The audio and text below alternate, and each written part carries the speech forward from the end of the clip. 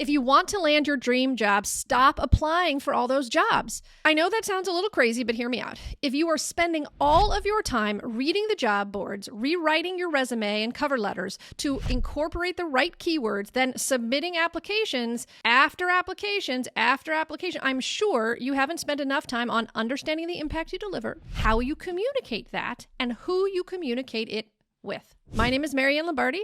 I am a career coach and the founder of Find Your Fit. And in today's video, we are going to talk about what things to do when in your job search. So you make efficient use of your time. You can position yourself as the best and right candidate and be able to secure the jobs you are all going after, okay? So let's get started. If you are eager to find that dream job, I get why the resume cover letter application dance is what you start doing. How are you going to get a job if you don't apply is what you're asking, right? True, you need to put yourself out there. You need to get in front of the right opportunities. And most importantly, you need to get in front of the right people. And once you do, you need to know how to make the most of those opportunities. So I want you to do this before that, so you can secure the jobs you are going after. Here are the 3 thises before that I want you to do, all right? The first one is, before you rewrite your resume, quantify your impact. If you don't know the impact you deliver, then your resume won't reflect that, and you won't be able to talk about the unique value your skills and experience bring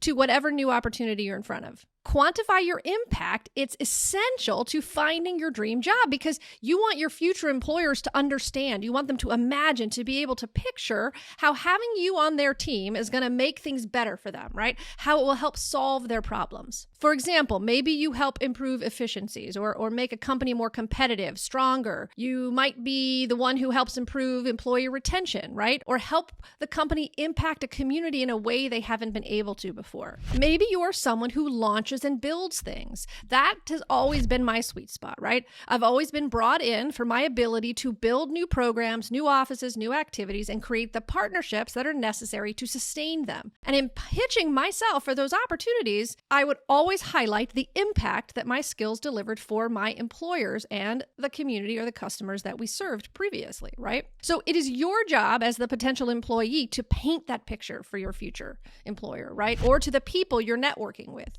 You want it to be clear what you bring to the table. So when an opportunity comes up, your network can say, oh, you know who would be great for that opportunity? You. Why? Because they know who you are. They know what you do, and they know the impact that you deliver. So to quantify your impact, you kind of need to understand what you do at work, right? And the results of that work. Understanding the work you do might sound kind of obvious, but when you're doing the work, you don't spend a lot of time looking at you doing the work to see what you do all day, right? So to get a better understanding, identify the hard and soft skills you use day in and day out. The skills that help you succeed at your job. You can review performance reviews and feedback from peers or colleagues. You could ask a trusted colleague or friend if you need help kind of identifying them and wrapping your head around them. Once you know what the skills are that you excel at, organize the results you deliver by quantifying that impact, right? You can start to quantify those results by counting things, right? For instance, how many people have you served? How much money have you helped raise? How many people you hired for projects that you managed, right? Maybe proposals you completed, events or staff or volunteers you managed, right? Start by counting anything that you can think of. Usually, employers will have determined for you some kind of measure of success for your job, right? These key performance indicators or KPIs that you have to meet, right?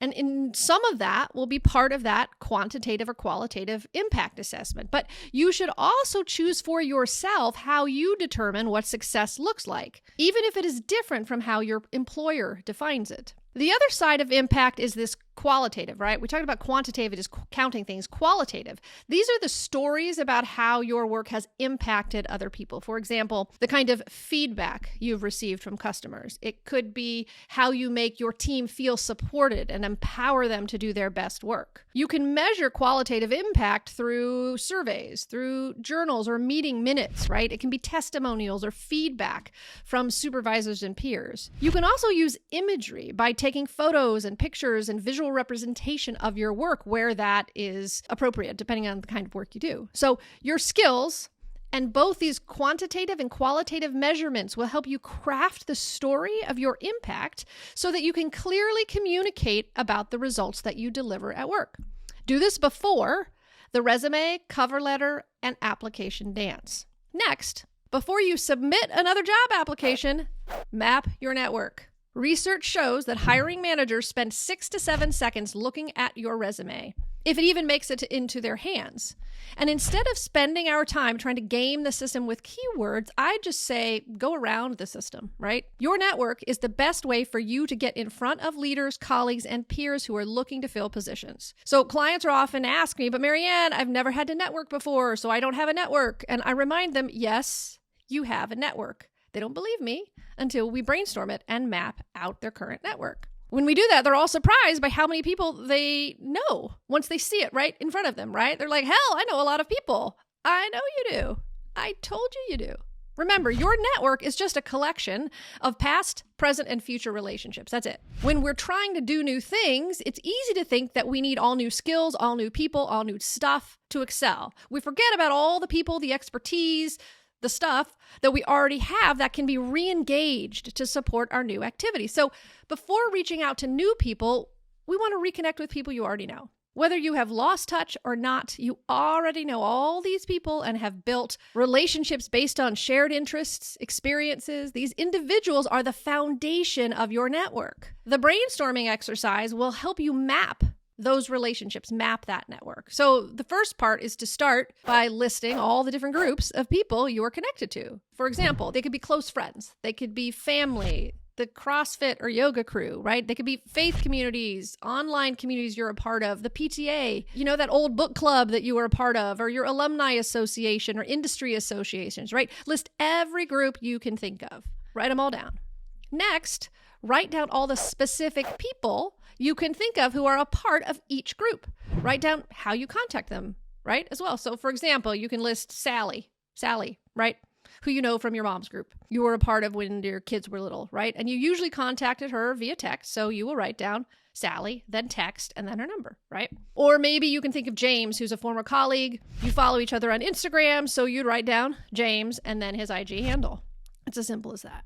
After you have done both of those steps, look at each person on your list and ask yourself, who do I know through these people? For example, maybe you had coffee with Sally at one point in time and she introduced you to Donna, who you hit it off with, right? Donna, on the map with a note that you know her through Sally. Sally, right? There's this woman I met through my neighbor at a happy hour. She threw, months and months ago. And we don't know each other well, but we see each other walking around the neighborhood and we smile and wave and I'd add her next to my neighbor's name. See how that works, right? Then step back and see how large your network actually is. That's pretty cool. Look at all those people. Finally, the last one, before you choose a job title that you want, figure out what problems need solving in the industry you want to be in, okay? Problem solving is the best way to position yourself as a part of the solution. One of the top skills employers are looking for is problem solving. They want team members that can see the challenges, identify solutions, and execute on them. That interest in understanding how things work, the ability to identify those problems and collaboratively or individually create solutions is far more valuable to your job search than knowing what title that you want, okay? Your ability to problem solve is also going to protect you from the fluctuations in the job market, so you can stop obsessing over job projections or like expected layoffs or hiring slowing down or speeding up. All that does is stress you out. But if you're a problem solver, you're going to be able to look past all that stuff and see the opportunity that exists inside change. So to wrap up, if you want to find that dream job, stop the resume, cover letter, application dance and do this before that. The first, before you rewrite your resume, quantify your impact. Next, before you submit another job application, map your network. And finally, before you choose a job title you want, figure out what problems need solving in the industry that you want to be in. Okay, so thank you. Thanks for watching. Subscribe to my channel to learn all you can about how to land your dream job and so much more. We're going to talk about so many things here. So subscribe. I'll see you in the next video.